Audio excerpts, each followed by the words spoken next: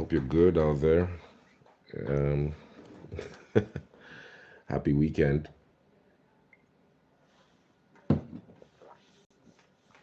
Some comments as it relates to being bigger than Peter Obi. And so many persons have been reacting to that particular topic. It's quite an interesting topic, really. I mean, given what has happened in the last few months and possibly years, Kwankwaso is a big name in the north, specifically Kano, because of his Kwankwasia movement that is grassroots based. No doubt about that. But things have really rapidly changed in the last few years. Before the 2023 elections, if we still had these discussions regarding whether Kwankwaso is bigger than Peter Obi, I'm sure that nobody would be giving Peter Obi a chance. But for somebody like that who is that strong in the north to basically come out to grant an interview trying to compare himself with a Peter Obi that nobody basically gave a chance, tells you something that Peter Obi has really gathered a lot of support in the last few years. But let's just take things slowly, all right? Let's just take things slowly. Let's just take things from the premise of basically what has happened in the last few years. Let's talk about Peter Obi a bit. Peter Obi is a two-time governor of Anambra State. He's a two-time governor of Anambra State, and during his time, he did a lot of reform in the education sector. He, in fact, at the time in Anambra State was the best when it comes to national exams. I remember that time most of the people who wrote the NECOs, the WAEC of those worlds, those who emerged at the time were actually from Anambra State. There were a lot of schools that were built at the time. A lot of business were boosted in terms of economy of Anambra State. There's a lot that he did while he was the governor of Anambra State. I think one of the things that people still hold against him is the fact that he did not conduct the local government elections at the time he was governor in the 8 years that he was in 2000 between 2006 2007 all the way to 2014 or so. He didn't conduct any local government elections, and so many people think that even though he tries to obliterate himself from that thing, or obliterate himself from the fact that he he wasn't to be blamed for not conducting the local government election. He didn't set the motion. He didn't set the tone. He didn't set the electoral machinery for a conduct of an elections of the local government election while he held sway for 8 years. So, but if you ask any Anambarian, they'll tell you he performed averagely. Nothing really spectacular about his administration, even though you could say that because of his involvement with people and places, involving with some companies abroad. He was investigated sometime in 2021 by the EFCC. At the time, Buhari had told the EFCC to investigate all of the Nigerians who were mentioned in the Pandora papers. Peter B was mentioned in the Pandora papers. He was linked to so many companies outside the country, and even I think there were some that were linked to him in the British Islands. Yeah. So, and of course, Barbados. I remember also Barbados.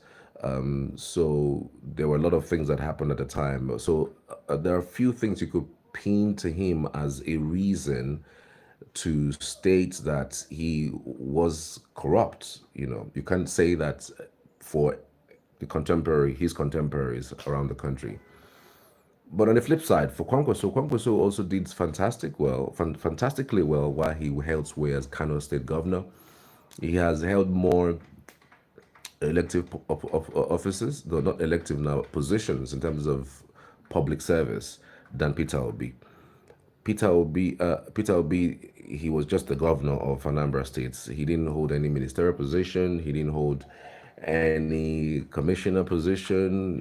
There was nothing of that. I mean, he was largely a trader. So many people would say that he was just. He would always tell himself. He always say that he's a trader. Why? You listen. Kwankwaso, on the other hand, you know, was governor for 8 years between 1999 and 2003, and then from 2007 to 2015. And after he finished his tenure in 2003, he became the Minister for Defense, and then he went on to become a senator. So he has held more public offices than Peter Obi. But while he was governor of Kano State, you could also tell that he had a lot to do with education, just like Peter Obi did. He wanted people to be out of school because Kano at the time was leading in the numbers of people who were out of school at the time. So he submitted a bill to the State House of Assembly in Kano State, asking them, to do a lot with free education for primary and secondary school at the time, just in the bid to make sure that the numbers who are out of school, the Kano was listed as one of the states in the Northwest that has the highest number of people that are out of school. So he did that, and it was quite commendable. But whether that, largely took people out of school is another discussion for another day. Because so many people thought that beyond the fact that he tried to make primary and secondary school free of charge for people of Kano State, it was down to whether the people really wanted to be educated or wanted to go to school.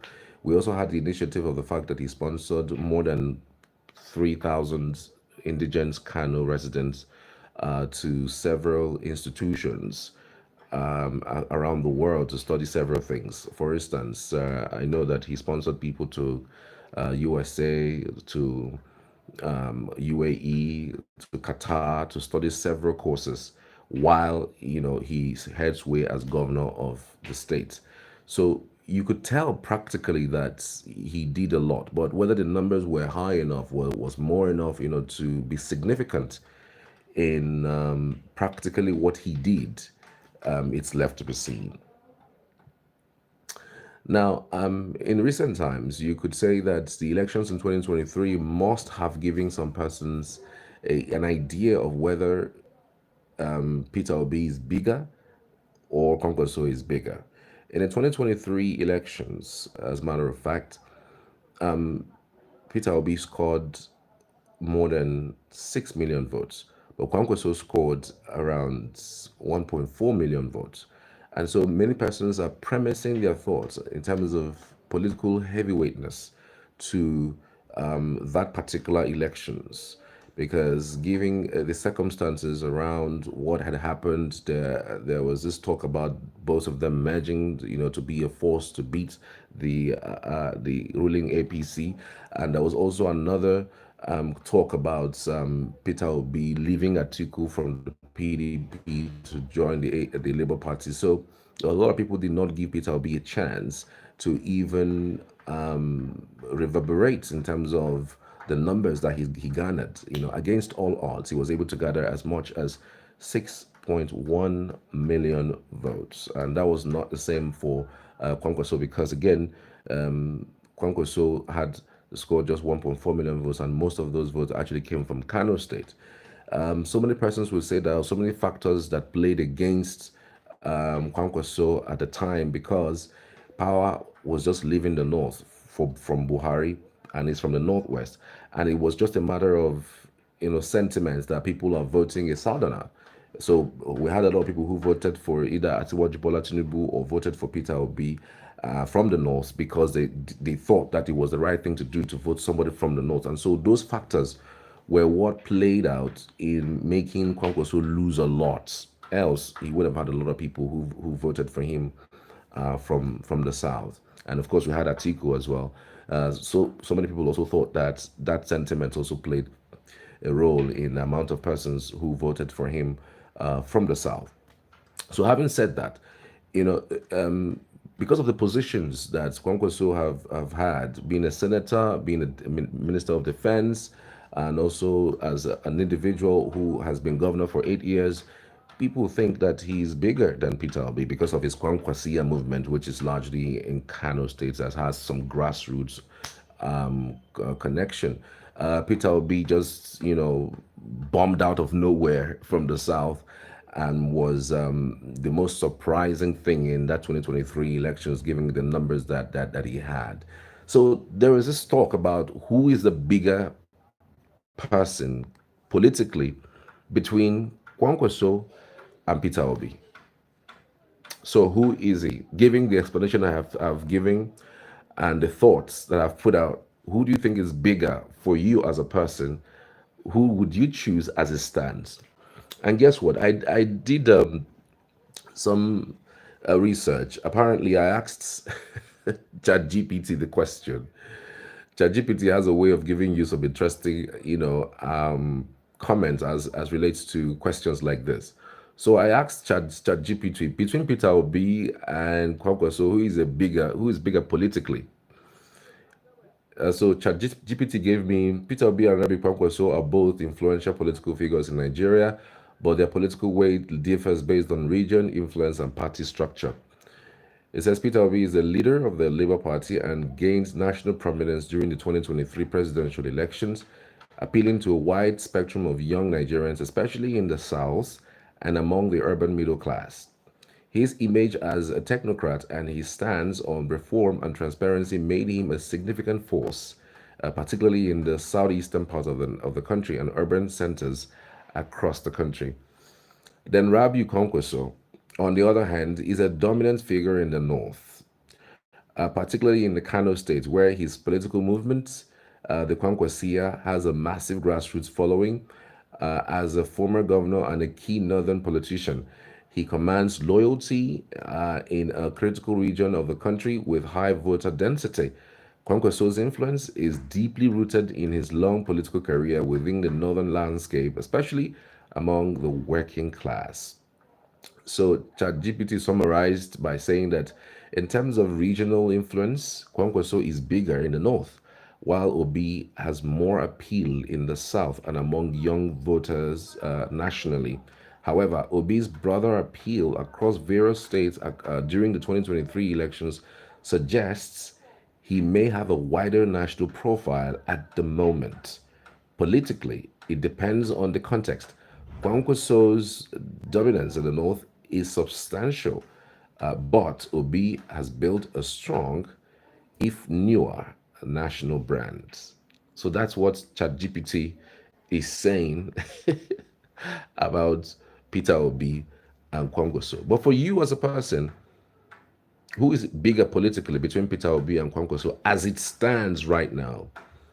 I don't know if you've seen that particular interview where he stated that clearly that he's bigger. He didn't put it in context. It just says he's bigger. I understand the point of having a Kwankwasia movement is that he's a senior. He's had so many positions, as a political leader in Nigeria. He's even older than Peter Obi, quite frankly. He is 67 years of age, and Peter Obi is 63. That really doesn't count for anything because, again, if you want to talk about influence and power, Mark Zuckerberg, who is just around 35, between 38 and 39 years old, has more influence than all of them. He's the biggest brand when it comes to that. So it's not even about the age, but it's about how strong they both are. But so you tell me, what do you think between Peter Obi and Kwankwaso, who is bigger? Who is bigger between Kwankwaso and Peter Obi? Let me know in the comment section.